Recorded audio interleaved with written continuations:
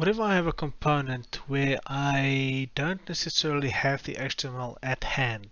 So I have the class, but the HTML comes from a different source. Maybe I'm getting it from the server. Perhaps I'm creating it manually via code. I could have a schema that generates the HTML for me. I can have any kind of reasons as to why I don't have the HTML at hand for my component, but eventually I will.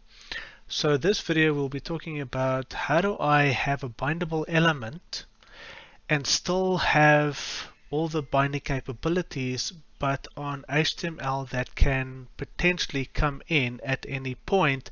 I don't have it at hand when the component is instantiated.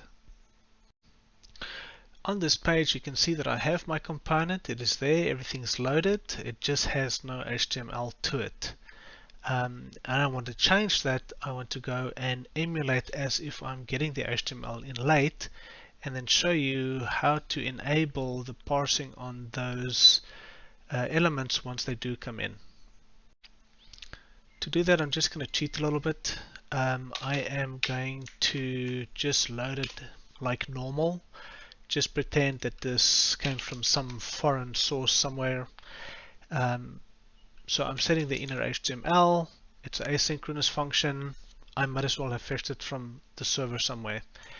Then once I've actually set the inner HTML, I'm adding a request animation frame. It's just to deal with any potential timing issues. Wait for the next frame, parse it. How do I get the binding engine to actually operate? Well, that's very simple. The binding engine comes with an object called parsers, and there is parse element and parse elements. In this case, you want to use parse elements, and you pass on this element's children. So every single DOM element has a .children collection, which is an array of child nodes for this element. So we're just tapping here into the normal .children property on any standard HTML element, but the binding context that we want to pass on to is this object. So the binding context is important because all of our binding expressions is based upon what the binding context is.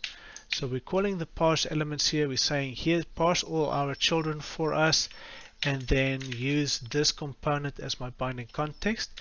And then lastly, we're dispatching a custom event that says ready, and this is just a convention that we use to say once all the work is done, dispatch an event called ready, so that if there are any other components that want to perform a task and that wants to wait until you are ready, then it is notified through this event.